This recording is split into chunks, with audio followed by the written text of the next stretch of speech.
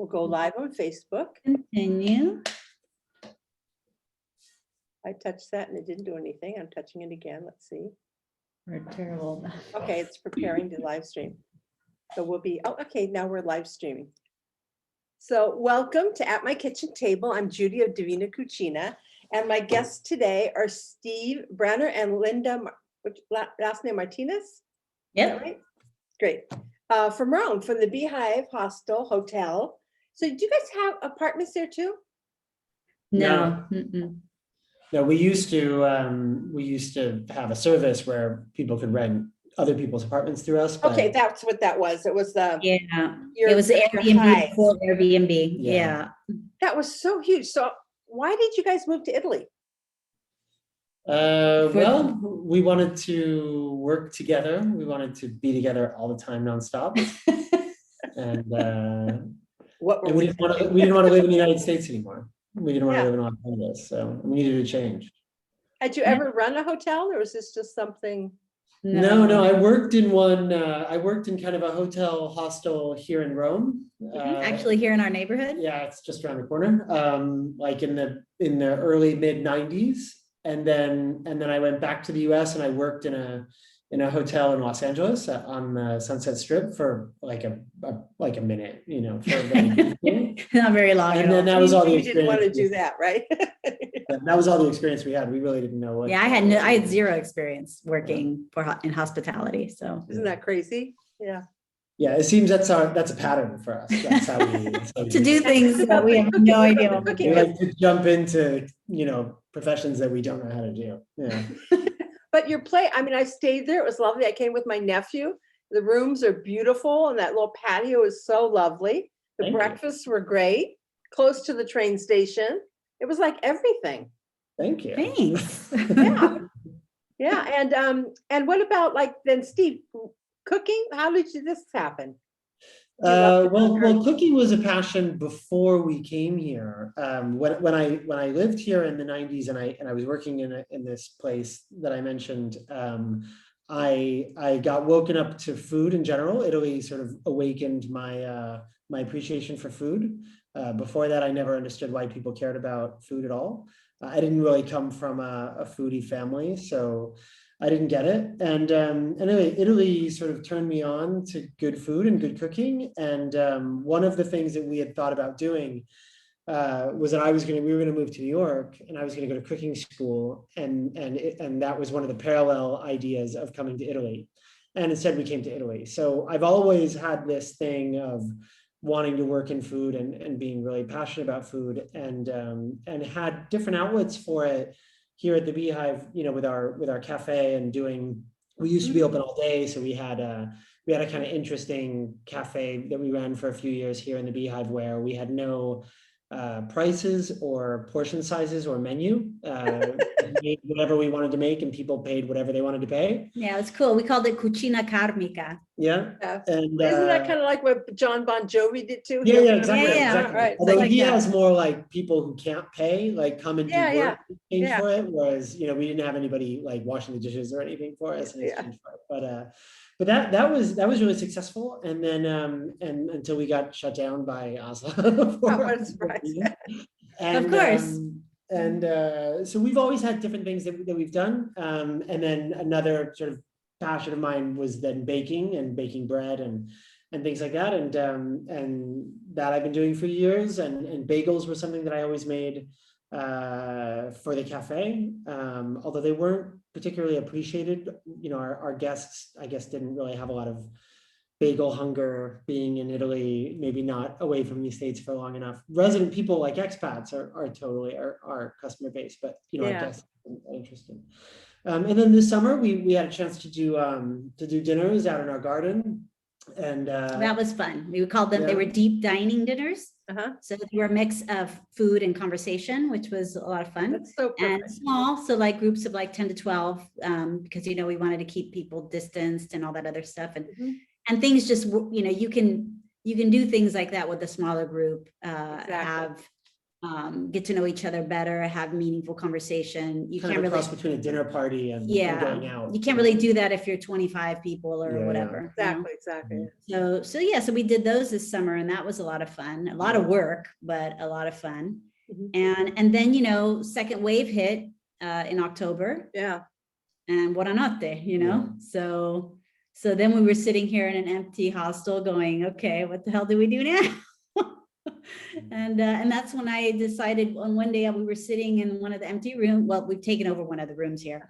And we were just sitting there, and I asked Steve, I said, do you mind if I post on Instagram that you'll make bagels, bread, whatever for people, whoever wants them? And he was like, yeah, sure, whatever. And so, yeah, I did. And Beehive Bagels was born.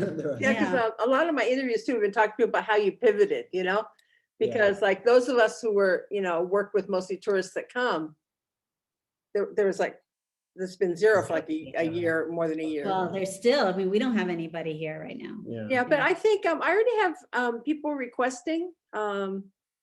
I had an operation on my leg, so I'm not up and running like I used to be, and I don't feel like taking anybody right now. So I sent them down to Puglia to a woman that does cooking classes and has a masteria who's been, you know, like you guys, shut down forever. And they've been there before, so I feel kind of safe, you know, sending them to someone who they know and they've been there before, and they feel that they could just even sit in the garden then. They don't even have to be tourists, but they just wanted to come to Italy. Yeah, we've seen some signs of life. I mean, it's nothing, you know, it's going to be a while before anything's back to normal, but for sure. We've seen some little. Yeah, I mean, we have a few reservations for, I mean, most people are looking at the fall, like September. Exactly, yeah. It's kind of like just making it through summer now. Yeah, and we have a few reservations for June. We have one woman who's coming at the end of May, the 30th of May, but she reserved ages ago. She's going to language course, so she'll be here for a little because while. the thing I found out too, there was an American kid that contacted me that if you're going to school, you could have come the whole time. Yeah, the problem is that the schools themselves were. Well, this kid was going to culinary school in Florence, and he lost his job in America because everything closed in America. And he said, okay, I'll go to Italy and go to cooking school. So he came here, and basically what they had him do was just take online classes from like his pensione or apartment or wherever he was. I guess he's in an apartment. And so he was taking like online Italian until June. Oh, okay. So he was first being trained because part of the program he's in, because he was a chef, was that he'll be placed somewhere. So he had to speak Italian. Yeah. But yeah, he came like in January or something. I don't know. A long time. Yeah, I mean, we've seen, like, even just driving around, you know, those god awful food trucks are back in front of the Vatican museums, and we've seen people, tourists on the little bike sharing, you know, holding up traffic because they don't know how to they don't know how to navigate the streets here. I'm so sad I didn't get to see Florence without tourists, because we weren't allowed to leave our village. Yeah, Rome too. It's like a whole different city, which is a shame, because you see how much of a problem, you know, over tourism has become also. And so we're not, you know, we're in this kind of sticky place because we need things to go back to the way they were before for our survival. But, you know, at the same time, it's like there's so much wrong with it, you know, like going back to normal is not. Yeah, it's a business as usual isn't the best thing for the city. But I think there was an opportunity, but I don't think they'll take that opportunity. I don't think anything's going to really change. No, I don't think so either. I'm almost worried that it's going to get worse because people have gone through withdrawal. Yeah. I think it's going to be the floodgates and everybody's, you know. And someone was saying to me, he just emailed me the other day, and he said, oh yeah, we were supposed to come last year, so we're going to come this, you know, maybe he was talking about next year instead. And he said, yeah, we're coming. Yeah, we're going to come off season. We're going to come in September. I go, are you kidding me? I go, that was like off season. Maybe that was off season, and you know, maybe in the early 90s or something.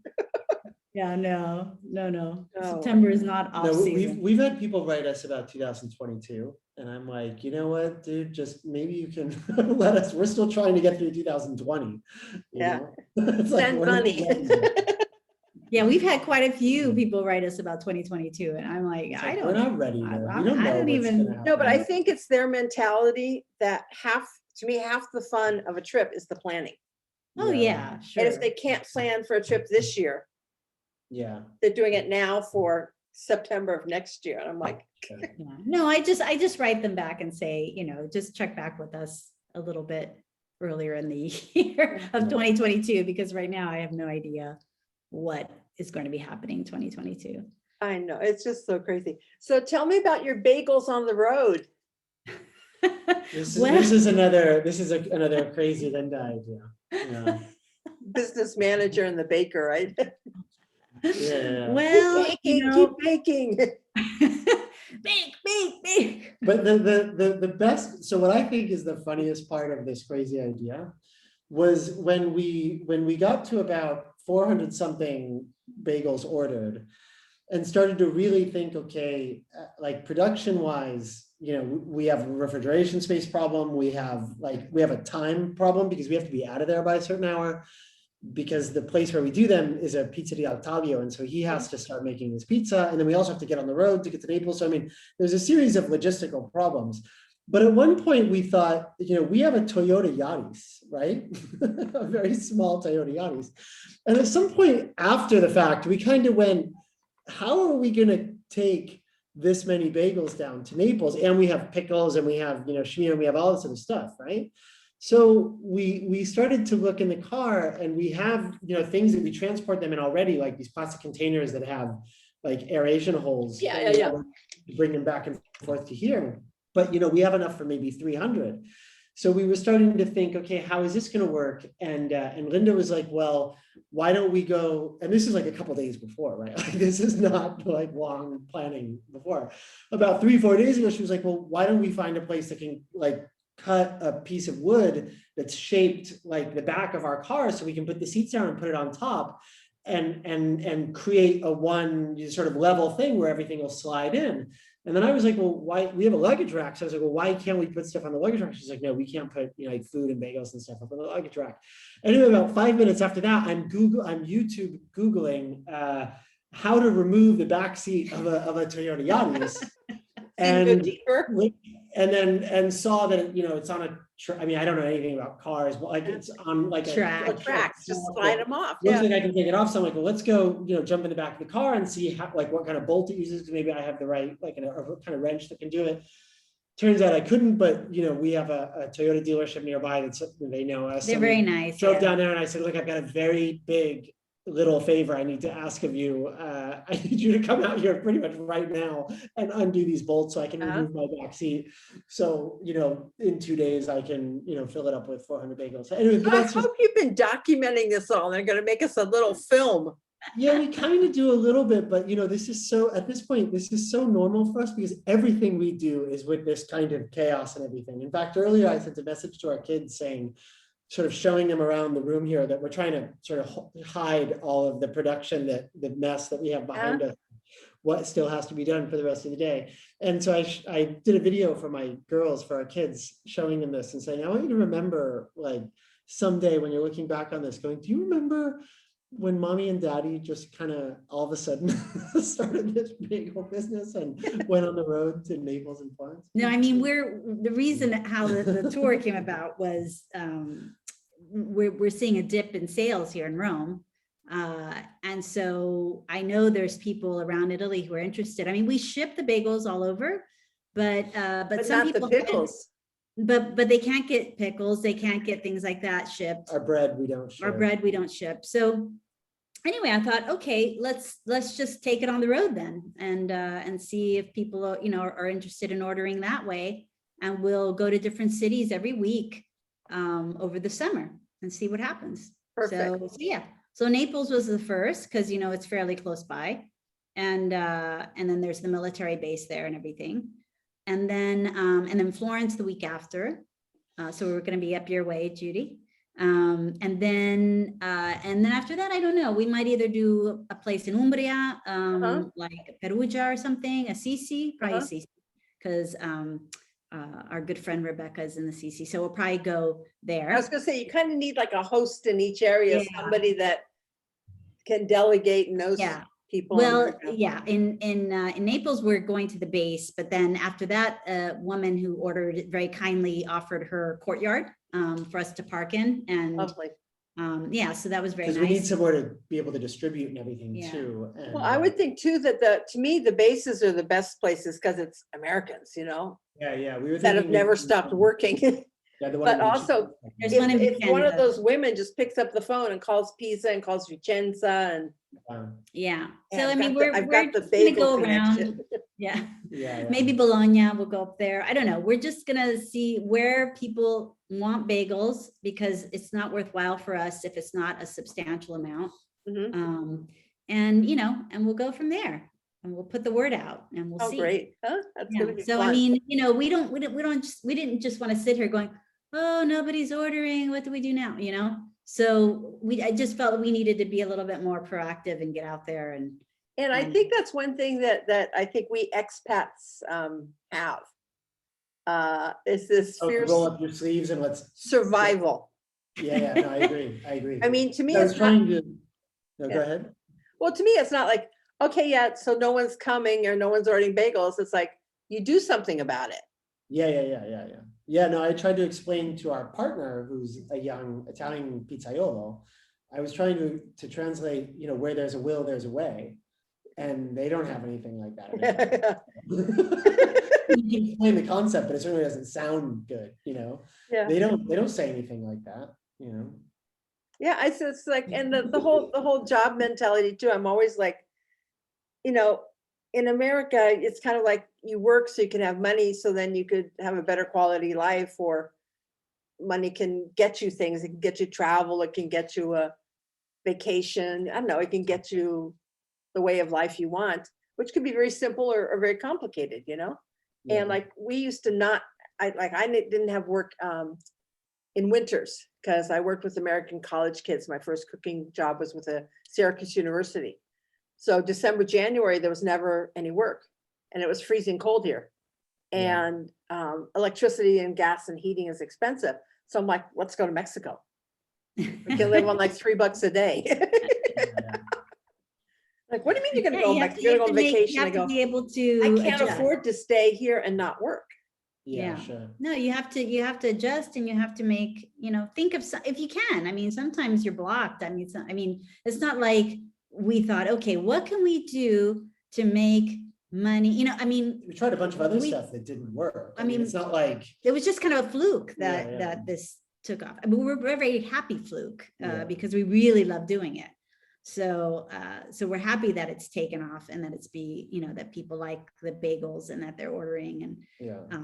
But it's hard because I mean, you have a lot of failures, and you have a lot of, you know, it's hard also to try and, you know, be creative and proactive and positive when things aren't working out and you're depressed. Like we were last year was, you know, tough. I mean, it was not a great time to try and reinvent yourself and be, you know, forward thinking, you know. No, and definitely reinventing yourself, you know, after you've been doing a business for 22 years, you know, he's in his 40s, I'm in my 50s, you know, we're like, okay, you know, what do we do now? You know, I always kind of tell people too, like we're in the heart of the Renaissance, where the Renaissance was invented, Italy, you know, and it's like, okay, if I can't work for this Pope, I'll go work for that Pope.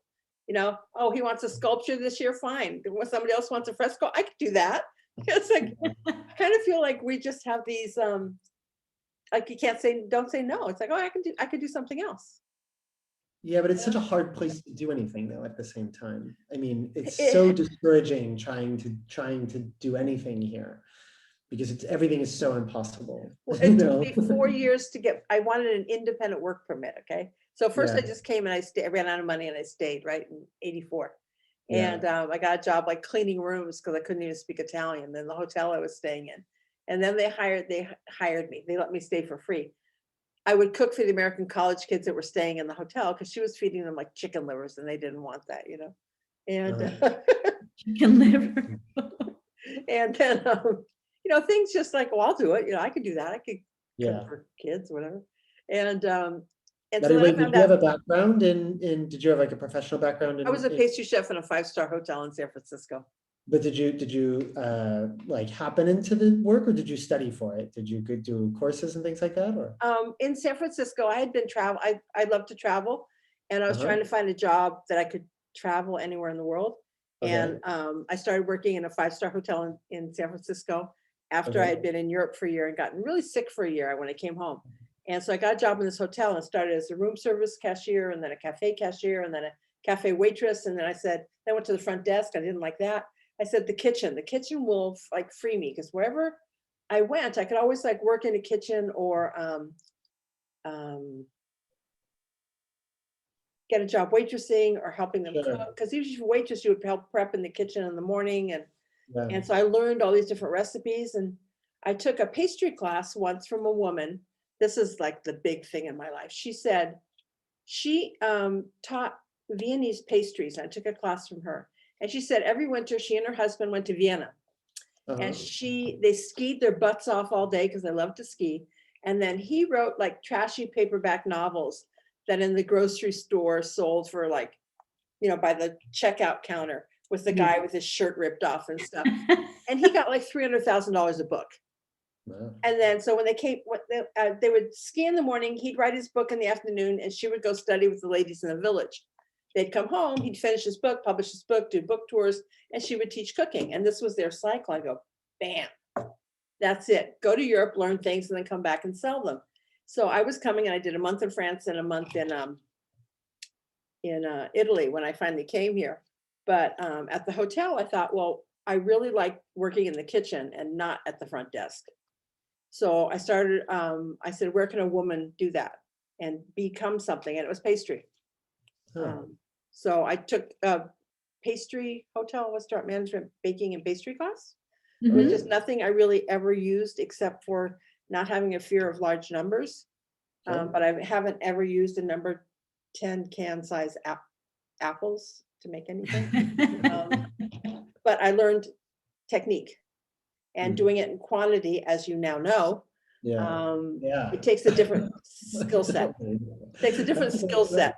Am I going to make like 50 recipes for 10 bagels, or am I going to make one recipe and make 500 bagels? Well, it's also interesting how, I wasn't a commercial baker until, a few months ago, and it's still a weird thing to say, but, I'm using commercial equipment, and I'm certainly doing numbers that are commercial. So I guess, I can say that even though I don't have any background in it or anything. But it's been interesting to see how, any experience in business, in any business, but especially a kind of business that we have where you have to do so many different things. Like we wear a lot of different hats, like when you have a small family business, like we're also we've been the cleaners, and we're the tech support, and we're the social media department, and we're everything. And when you have all those experiences and you do something new, even if it's something completely outside your background or your scope, it's really interesting to see how you problem solve.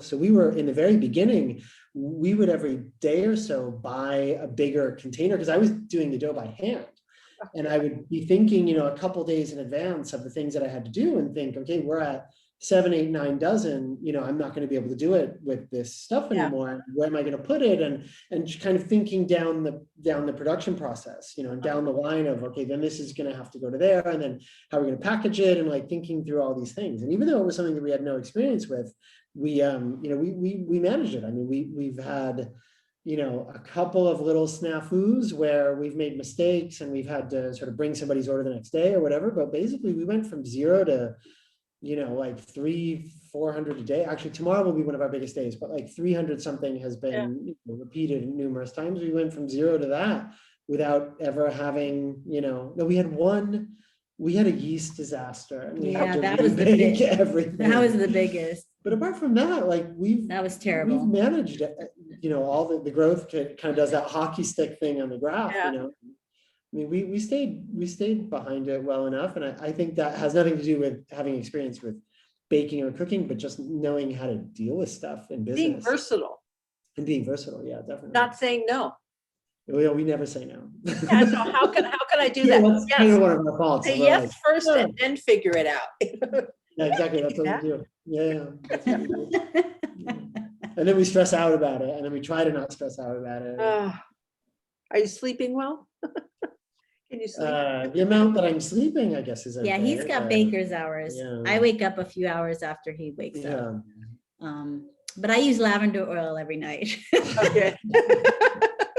So I'm in my blissful sleep. Yeah. Yes. No, we sleep much better these days than we did last year. Yeah, it's true. I sleep better now, waking up super early to work than I did, Staying up lying and around stressing depressed, not sleeping because I was worrying.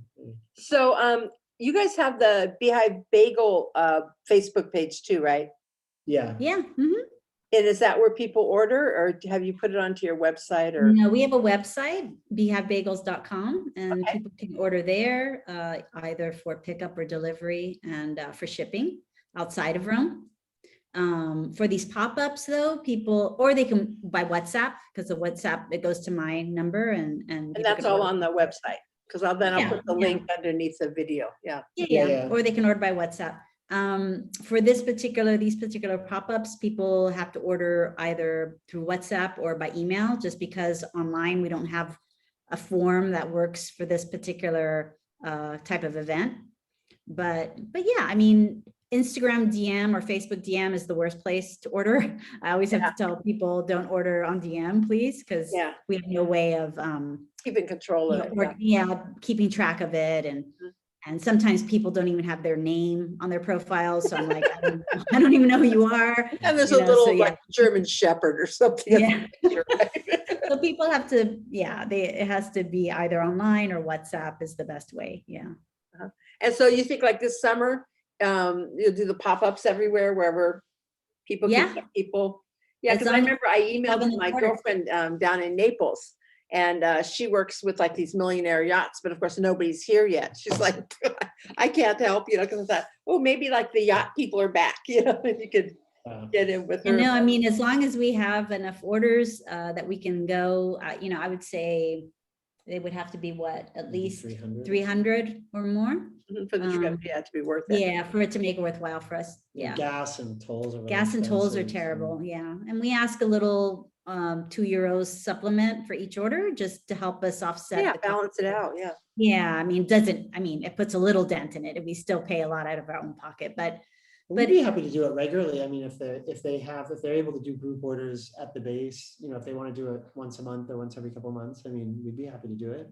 Yeah, because I've never hung out with like the women's clubs and stuff, but I'm sure there's also, the international women's clubs, and you know who I know I emailed you guys too, but like in Florence, I just thought of this just now because I used to teach there. There was a commercial kitchen, the Episcopalian Church. Yeah. Even my Jewish friends went there because they didn't like going to the synagogue. That was the real kind of, extreme synagogue in Florence where the women sit upstairs or whatever. Oh, it's Orthodox? Yeah. I'm sorry, I don't know the right words. But she's like, I'm not going to sit upstairs. So she went to the Episcopalian Church because it's where like British people went, American people went, international people went. They had a public space where they would have meetings, art shows, flea markets, library for the kids for books in English. And that kind of, and I'll ask somebody else in Florence who knows about the women's club associations, because Passaparola, they're your clients, right? Yeah. Sure. Yeah. And maybe they could host that's how the word's been getting out a little, is like word of mouth and things like that for the most part. Because you kind of like need a host person that's going to spread the word for you in the area. Sure. Yeah. And then some of the international schools here in Rome, for example, like Marymount and AOSR, there's a point person and the embassy and the embassy. We were doing. Is the American Academy open right now? Oh, no. No, but they have their own kitchen and they have their own. I mean, I don't know. Somebody bake bagels for them? No, I'm sure they make bagels. I mean, they're like this amazing Alice kitchen Waters there. kind of thing. Yeah. Yeah, no. We have a friend who works there. I mean, they have an amazing kitchen there. Yeah. And people that work there. Yeah.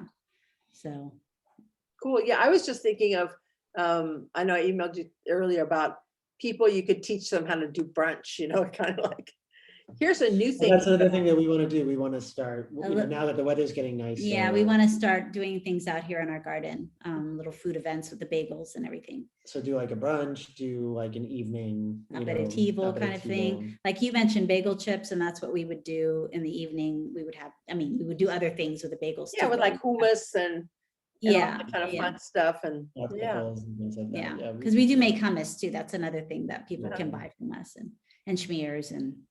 But the things like brunch, we, at first we were thinking that we would, because we're vegetarian, and at first we were thinking, well, things like pastrami and lox and all this stuff that are kind of like quintessential to the bagel experience.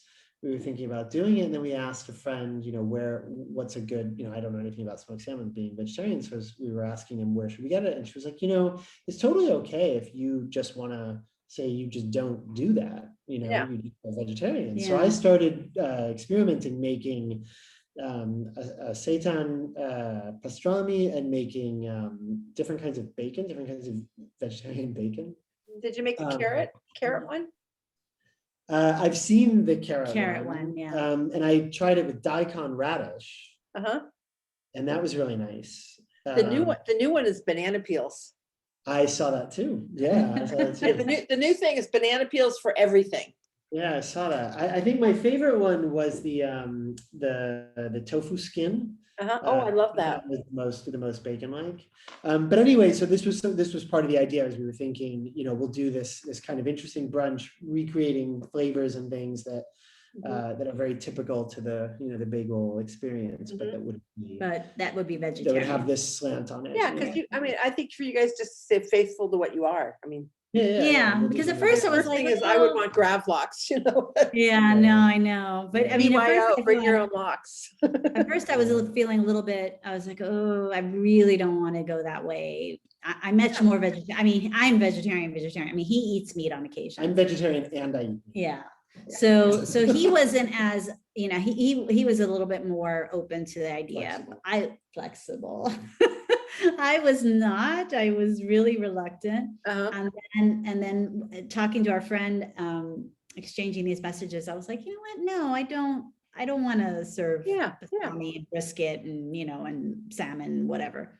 So we will have a vegetarian, but interesting, creative, and that fits in also with that fits in with our kind of it definitely fits our ethos, which is what I want to stick to. So it'll be fun too, because I was vegetarian for like 7 years, and then when I moved to Italy, I found a better quality of everything, and so we of course the Mediterranean diet is mostly high percentage of beans and grains and vegetables and seasonal foods and not even packaged food, and that's how we mostly live. But I'll eat meat if it's good meat. Yeah. And the eggs here are beautiful, but we don't eat a lot. Yeah. But I've bonded with my butchers, so I know where I can get good meat. And I just got Dario, the crazy Dario that I worked with. He just started a collaboration with the kosher butcher chef down in Florence. He just this one chef that he's doing pastrami, but not using brisket. So it's like a Romanian pastrami. I thought all pastrami was. I thought the origins were always Romanian. Who knows? But it's a different kind of meat, and it doesn't, to me, it doesn't taste like brisket. Yeah. Yeah, I think there's what's happened in America, like what we taste and know is like, from Katz's in New York or something, or that brined big brisket has a smoke to it and a different consistency. So I tasted it and it was okay, but it was just like brine meat with like a kind of barbecue-y flavor to it. But there's just a lot. It's fun. Yeah. So I'm just losing you guys getting too much work where you're going to have people coming back and staying at the hotel, and you're going to people are going to be craving your bagel. Oh, well, we're trying to figure out how that's a whole other issue. We'll have to cross that bridge when we come to it. Right now we don't have that problem, but because I see the biggest problem everywhere is hiring people now for the restaurants. Yeah, people are panicking because And no, we would get somebody for the hostel. We want to keep doing the bagels. I mean, obviously we'll still be involved with the Beehive, the hostel part, but we just we won't be as involved in the day-to-day, like checking people in. Yeah, you're not needed there for that. No, I mean, we'll still be around because we're around, but so if people need us or they have questions or they want to chit chat or whatever, but this year was an interesting learning experience because once our occupancy went down so low that it made no sense to have, full-time staff all day, from 7 a.m. to 11 p.m. when there's nobody showing up. We just kind of started to have a system where people had our number and they could WhatsApp us and they had to let us know when they were coming. And, it was more personal, but also more hands-off. And it worked really well. And we realized that people are fine with that. And so I think we're going to modify that and we're going to not go back to the way it was before. And the way it was before was kind of a relic of, maybe what was normal 20 years ago of just having somebody there from 7 a.m. till, midnight or 24 hours so that when you showed up, you could come in and that's not even that typical anymore now anyway, with Airbnb being so popular, most people are used to having to contact the host and stuff like that. I'm going to see. Okay. He's got to check. Somebody keeps buzzing him and we think it might be the Emanuele, our partner. Sorry. Yeah. But that's really great. So yeah, so Naples is next week? No, this week, tomorrow. Oh my God. Okay. So that's already done. And the next one is Florence next week. So people Florence is Thursday, the 3rd of June. And are you guys going out to Pisa or no? No, not this trip, not next Thursday. No. Okay. Because one of our good friends, it's her birthday too on the 3rd. So after we're done with our bagel pickups, we'll have an aperitivo with her. But fun. Okay, that's nice. Yeah. So we'll do that, and then I mean we're available all summer until things start really picking up here at the hostel. So and since we're not getting as many orders here in Rome, we're definitely available to kind of go wherever. So the thing is, as long as we have the orders, that's the thing that makes it. Yeah, you have to have the numbers to move. Yeah. Yeah. Yeah, I was going to ask you. So, with the Beehive right now as a hostel, are you open at all? Are you taking reservations? No, we've been open since last June. Okay, just wondering if. Yeah. No, we just don't have anybody here. We don't have any guests. Like he said, you have a different way of renting it now until. Yeah, we just don't have anybody. We don't have any guests. Yeah. Okay, yeah, perfect. Because I've stayed at a lot of places too that were like, those rental places where you tell somebody when you're coming, you make the reservation and they come and let you in. And then I mean, we won't be that hands off, No, like I said, we'll be around. We just don't want to be fixed from 7 in the morning to 11 at night, just kind of sitting there, so that's going to change. Also, our breakfast service is changing. We're not going to have the breakfast that you had last time here, because we don't want to hire any staff. So we're changing things. We're making the kitchen available for guests, and it'll be a lot more self-catering. So the kitchen will change. Bagels will be available. So fresh bagels for people if they want them. And we'll have different things. We're going to manage it a different way, but we won't have a breakfast service like we did before. Yeah, it's going to be interesting to see how all that works. I just saw some of my friends here that they wouldn't open their restaurant while you couldn't eat inside because the kind of service that they do wasn't really meant for, outside dining or to-go dining, and he would have to hire all these people. So he's just going to open on June 1st for that. Yeah. So if you're going to do these maybe events and stuff, are you going to do stuff during the summer only if you have guests there, or to avoid create events that people can come? No, I mean, because it's not just guests here that come. Oh, I know that. Yeah. But when you have these events, if you don't have. Yeah, no, it's people that live in Rome and they come. Yeah. So where will you be posting that? Oh, I post it on social. Okay. Instagram and on Instagram and Facebook. Yeah. But no, Yeah, it won't be like, I think the way you asked the question is that if we have guests, we would still do it, and we would do it even if we didn't have guests. So Yeah, it's not because- dependent on one or the other. No, because I've seen here Yeah, too, I both. find that even without guests, like I've seen a lot of my tour guide friends and stuff like that, they're creating like, pop-ups or happenings or stuff. Yeah. For all of us who are just like around with nothing to do or. Yeah. Yeah. Oh, yeah. No, I'm looking forward to doing events again.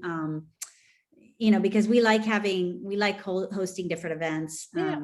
So we're looking forward to doing different things, art exhibits, and I want to do like a knitting circle, and I want to have like different things that people can come and do here, but on a smaller scale, because, we used to do the storytelling event Yeah, that we did for many years. I remember you in Florence too, yeah. Yeah, we did it in Florence too, but that's a lot more people and more crowded and everything. And we were not really comfortable doing things like that yet. And I don't even think with the restrictions and regulations, we can even do things like that. No, did you, No, you guys so I are in a don't feel different age comfortable doing bracket that. than me. Did you guys already get vaccinated?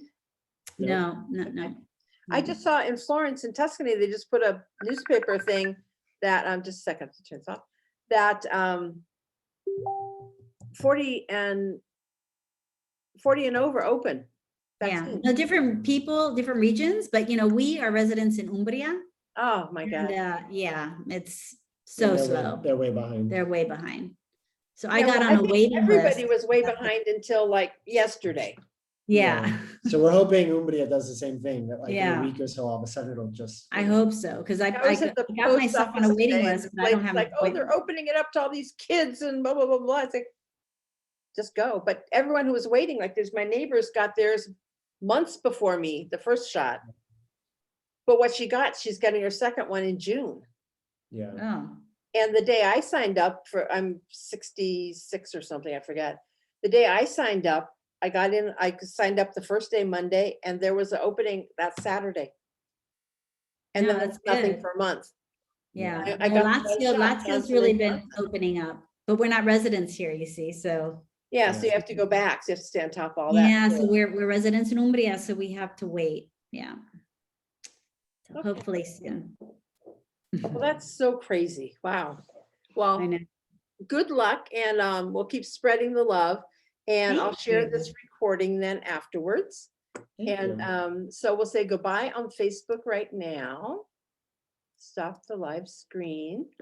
And then, there was, so we're on, let me stop recording here too.